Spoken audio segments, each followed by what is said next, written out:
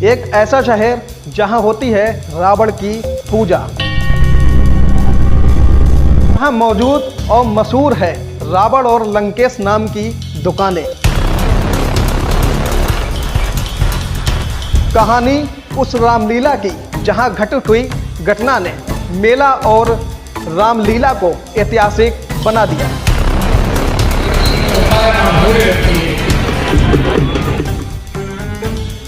लीला के दौरान हुई एक नहीं बल्कि तीन घटनाओं ने लोगों को अचंभित कर दिया। आखिर क्या घटी वो घटना और क्यों ऐतिहासिक और प्रसिद्ध हो गया बीसलपुर का ये रामलीला, इस खास रिपोर्ट में समझिए। रावण और लंकेश नाम की दुकानें, रावण की मूर्ति, ये सब देखकर ऐसा जरूर आपको लग रहा होगा कि क्या हम लंका में हैं। हालांकि ये तस्वीर भी भारत की है। यहाँ रामलीला मंचन को एक ऐतिहासिक घटना ने रावण वध को विशेष बना दिया। यहाँ रावण वध से एक नहीं तीन रावण पात्रों की मौत हो चुकी है, जिसमें एक की मौत तो रावण वध के समय राम का तीर लगते ही हो गई थी। है ना हैरान कर देने वाली घटना। चलिए आपको बताते हैं। दरअसल ये भारत में उत्तर प्रदेश के पीलीभीत जिले के बीसलपुर कस्बे की तस्वीरें हैं। बीसलपुर की रामलीला अपने आप में काफी खास है। यहाँ दशहरे के दिन रावण वध के मंचन के दौरान लोग सहमे रहते हैं। ऐसा इसीलिए है क्योंकि 3 बार ऐसा हो चुका है कि रावण वध में रावण का पात्र निभाने वाले कलाकार की मौत हो गई। एक बार तो पात्र निभाने वाले शख्स की मौत तत्कालीन डीएम और एसपी के सामने ही हो गई। तब से ही ये रामलीला सच्ची लीला के नाम से मशहूर हो गई। इतना ही नहीं, यहाँ दशहरे के दिन एक दिन बाद रावण का वध किया जाता है। साथ ही अगर अगले दिन शनिवार पड़ जाए तो रावण का वध एक और दिन के लिए टाला जाता है। वो इसीलिए लीला में रावण का किरदार निभाने वाले तीनों कलाकार गंगा, विष्णु उर्फ कल्लूमल, अक्षय कुमार और गणेश कुमार की मृत्यु राम का तीर लगने से हुई थी।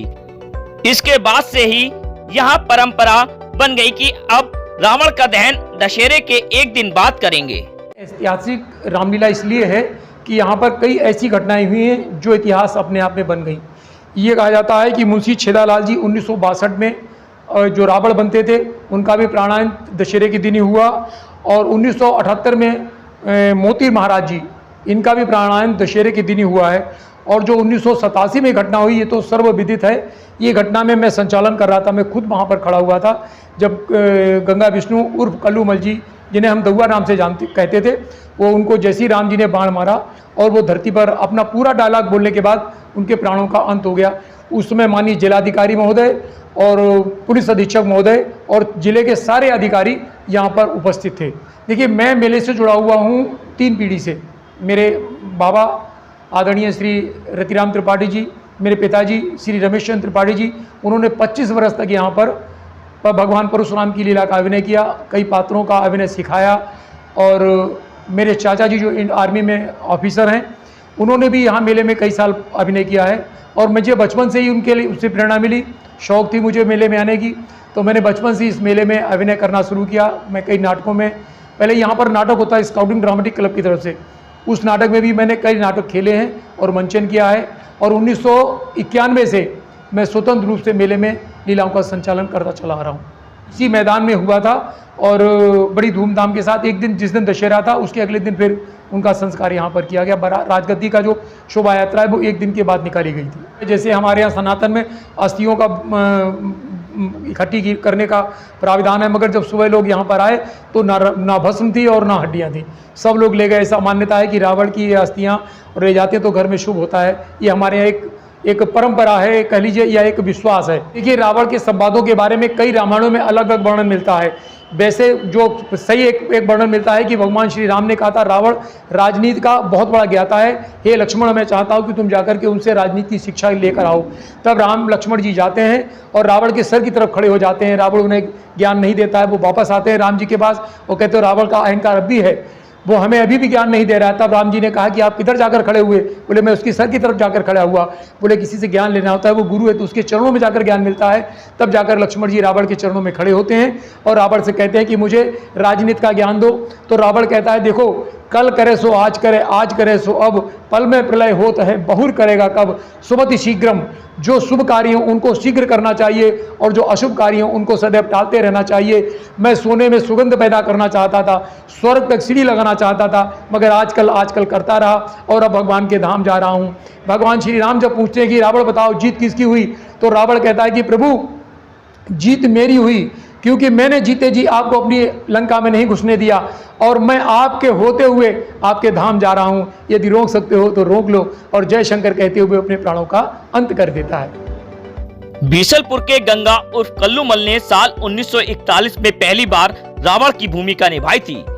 कल्लूमल की रामलीला के दौरान रावण के वध के समय राम का तीर लगते ही मौत हो गई थी। कल्लूमल की मौत के बाद रामलीला मैदान में एक दशनंशी बड़ी मूर्ति लगा दी। इस पर लिखा गया कि राम के तीर से कल्लूमल बने रावण को मोक्ष प्राप्त हुआ है। इतना ही नहीं, कल्लूमल की मौत के बाद रामलीला मैदान में ही उनका अंतिम संस्कार कर दिया।